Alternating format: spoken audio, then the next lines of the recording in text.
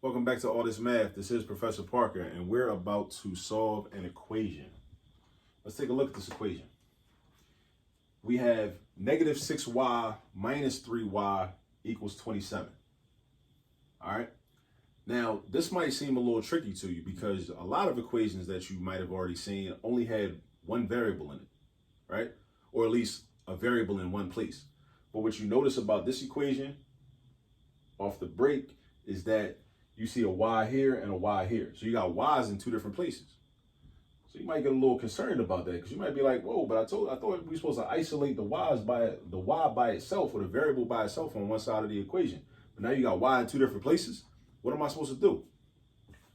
There's something called combined like terms. All right?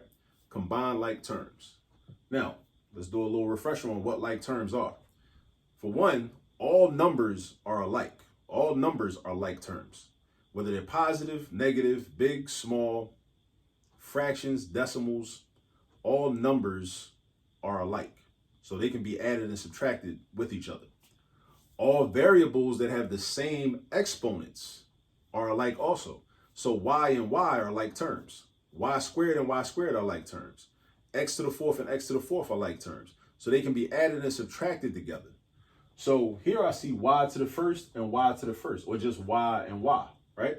So that means that these two terms in this expression, negative 6y minus 3y, that's the expression on the left side of the equation, right?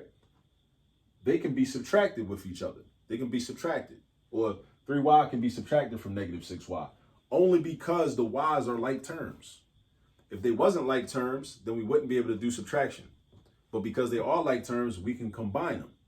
All right. So when you're solving equations, if you ever see an equation where you got multiple variables, but they're the same variable and they're on the same side of the equation, think to yourself, combine like terms. CLT, combine like terms.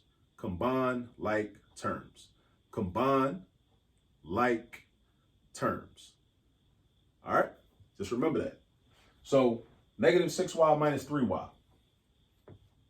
I'm basically doing subtraction. I'm basically just doing negative 6 minus 3.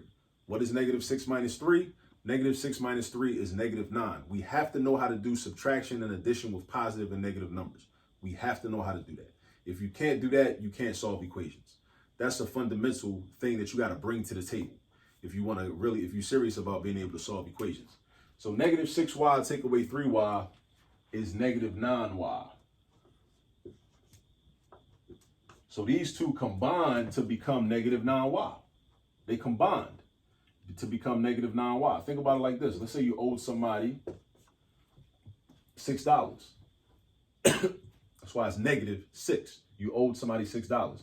And then you subtract 3, meaning you borrow $3 more. Now, the question is, how much do you owe them now? Altogether, you owe them $9. So negative 9y. All right? So now we got negative 9y equals 27. And now we have a one-step equation from this point on. Negative 9y equals 27.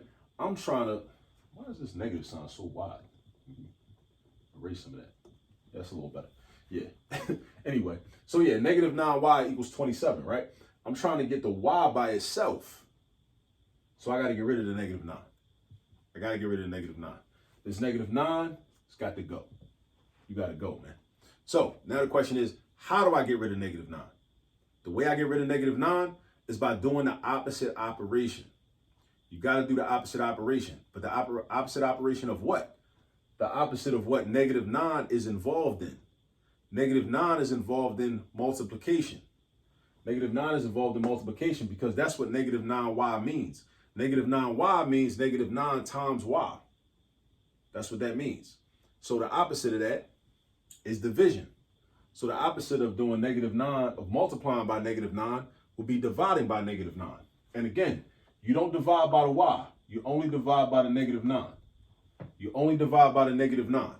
You don't divide by the y. Because think about it conceptually. Am I trying to get rid of the y? No. I'm trying to get the y to be by itself. I'm not trying to get rid of it. I'm trying to get rid of everything else. I'm trying to get rid of the negative 9. So that's why I'm dividing by the negative 9. Basically, whatever I'm trying to get rid of, that's what I divide by. If I ain't trying to get rid of it, I'm not dividing by it.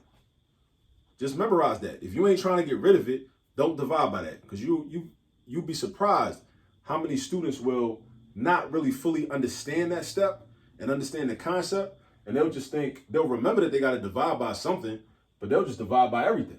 They'll just straight do negative 9y divided by negative 9y. Nah, you can't do that, because that's going to give you a 1, and then you're going to get rid of the y. You don't want to get rid of the y. You only divide by what you want to get rid of. Keep that in mind. But also, this is an equation, and because it's an equation, we have to do not the opposite, I'm tripping. We got to do the same function or the same action on the other side of the equation. So if I divide by negative 9 on the left-hand side, I need to also divide by negative 9 on the right-hand side. So now this negative 9 divided by negative 9 is positive 1.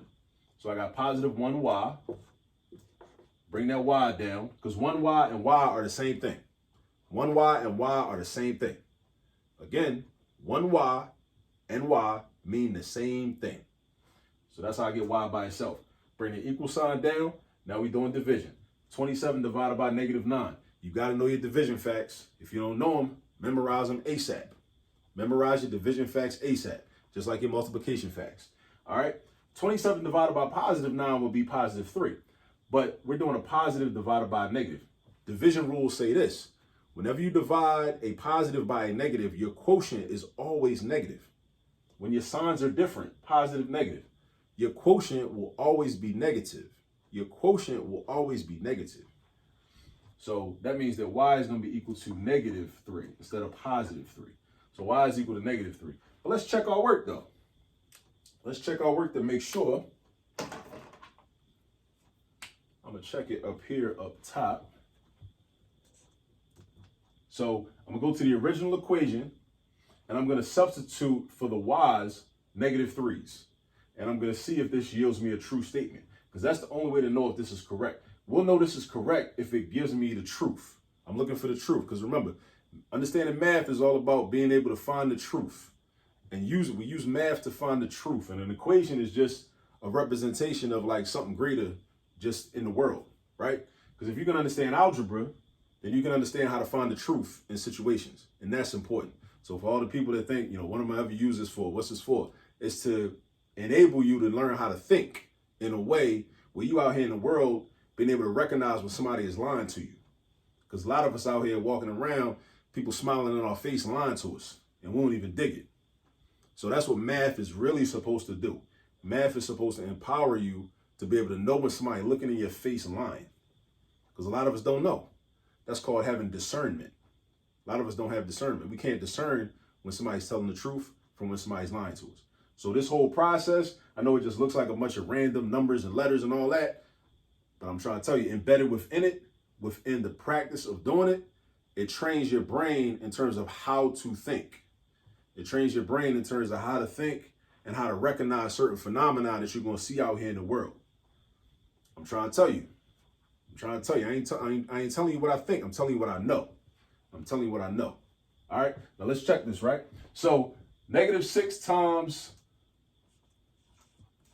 not y, but times negative 3, because they're the same, right? Negative 6 times negative 3 minus 3 times negative 3, we believe is equal to 27. And we just got to verify that. We can use order of operations. What is negative 6 times negative 3? That equals positive 18, because it's a negative times a negative. So that's positive 18. And then we do negative 3 times negative 3, which is positive 9. Positive 9. So that's 18 plus 9, which is equal to 27. 18 plus 9 is equal to 27. That's true. That's true. And because that's true, that is a way to verify that y does in fact equal negative 3, because this is the number that gave us the true statement. So we got the truth using negative 3. Negative 3 gave us the truth. All right. So now this is an example of solving an equation when you had to first combine like terms. All right. That's what this is. An example of solving an equation when you first had to combine like terms. So whenever you see multiple versions or just multiple variables, but they're the same variable, know that you need to combine like terms. All right. And then you just follow the traditional steps that you're used to. All right. Getting rid of the coefficient or getting rid of a constant, you know, the same way you would do any other problem where you didn't have to combine like terms. All right. Now, I showed you how to do this. Now it's time for you to go get some practice, and I'll catch up to you in the next video. Peace.